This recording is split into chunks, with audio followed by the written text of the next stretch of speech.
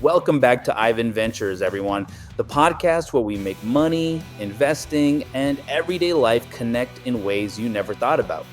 Today's episode is one you'll feel in your daily choices, from what's in your fridge to what's in your investment portfolio. We're diving into one of the biggest lifestyle shifts happening right now.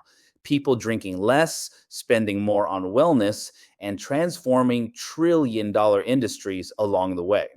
And of course, I'm not flying solo. Mella is here with me to break it all down, and Miklo the cat is giving us that classic, too cool for alcohol, bring me sparkling water instead face. So grab your coffee, tea, or kombucha. Let's get started. Hi, everyone. I love this topic because it shows how small everyday choices can just ripple out into these massive business trends. It's fascinating. Let's jump in. All right, so let's set the stage. Drinking habits are fundamentally changing. I was looking at this Gallup poll and it's wild. It says only 54% of Americans drink alcohol now. That is the lowest level since 1939. Since 1939, wow, that's right after Prohibition ended. And it's not just everyone, right? It's really generational. I read that Gen Z drinks something like 20% less than millennials did at the same age. Exactly. And the why is just as interesting. I mean, part of it is social media pressure. Nobody wants to be the star of a drunk TikTok that goes viral for all the wrong reasons. Oh, for sure. Plus, there's this huge wellness culture now. It's all about optimizing your body, your sleep, your performance. Hangovers don't really fit into that. And you have other substitutes now. Cannabis is more mainstream, and so are things like mocktails and really good non-alcoholic beer. You're so right about the non-alcoholic beer. It's not the dusty bottle of O'Doul's in the back of the fridge. Brands like Heineken, zero Point Zero, and Athletic Brewing are absolutely booming. I think I saw that non-alcoholic beer sales in the US grew 32% last year alone. That's insane. It's funny though, because on the other end, the super premium stuff like high-end tequila and whiskey, that's still doing okay. It's like the motto has become drink less, but better. Totally. It's a personal shift for me too. I mean, when I was in my 20s, grabbing a six-pack was the standard weekend move. Now, half my younger cousins and nephews don't even drink beer. It's just not part of their social scene. Yeah, they're at the bar ordering mocktails with names like Glow Up Elixir. Exactly. And for anyone wondering, it's basically just a fancy alcohol-free cocktail. Sparkling water, herbs, maybe a splash of fruit syrup that's supposed to make you feel refreshed, healthy, and, well, like you're glowing up. And it really proves that non-alcoholic drinks aren't just a trend, they're booming.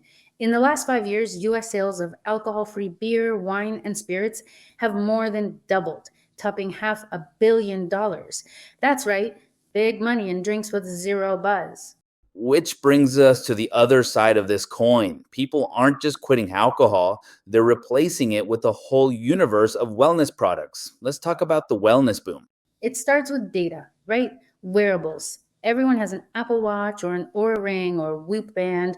We're turning our health into a game, constantly tracking sleep scores, recoveries, step counts.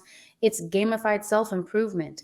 And that market is just exploding. The global wearables market is projected to hit something like $186 billion by 2030. That's huge. It connects directly to what you're putting in your body too. Look at Celsius energy drinks. Oh my gosh, Celsius went from this niche gym rat thing to a $20 billion market cap. It feels like it happened overnight. Same with protein powders and functional foods. They're completely mainstream now. But the real heavyweight champion in this wellness shift is pharma. Specifically, the new weight loss drugs, the LGP-1s like Ozempic and Mounjaro. These aren't just popular, they are blockbuster, society-altering hits. It's incredible. The World Health Organization now officially recommends them for obesity treatment. And the downstream effects are mind-boggling. Walmart came out and said they noticed that people using these drugs are buying less food, less frozen pizza, fewer snacks. So weight loss drugs aren't just cutting waistlines, they're cutting into junk food sales. The financial implications are staggering.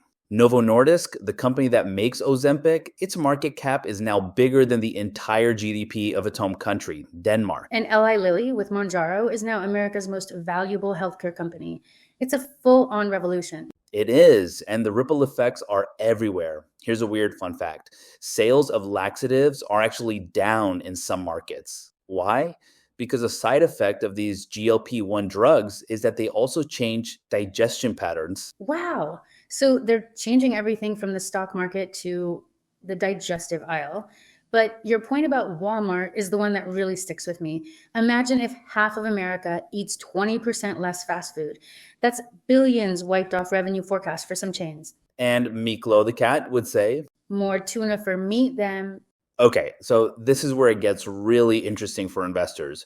We have these massive shifts happening. Let's break down the obvious winners and losers here. The winners seem pretty clear. First, Big Pharma.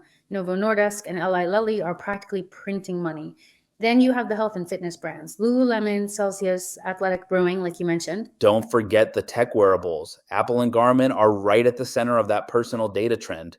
The losers, well, they're pretty clear too. The big beer giants like AB InBev and Molson Coors are facing some serious headwinds. And the fast food heavyweights too, if these consumer habits really do shift long term.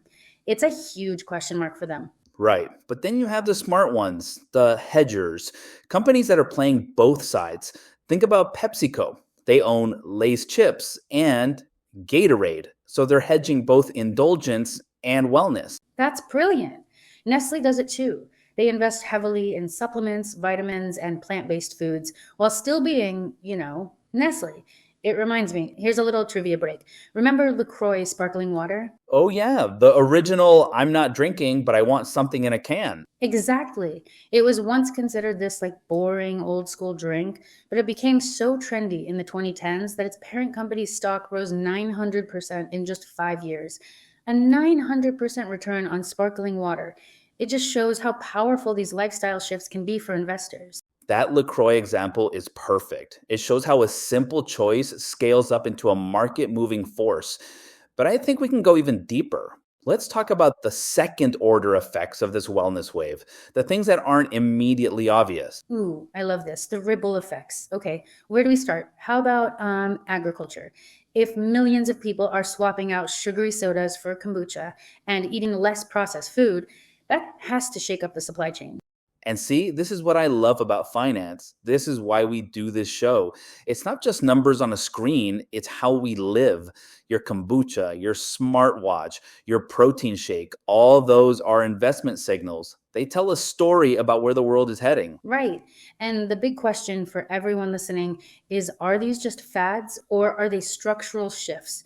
My bet, health and wellness are here to stay.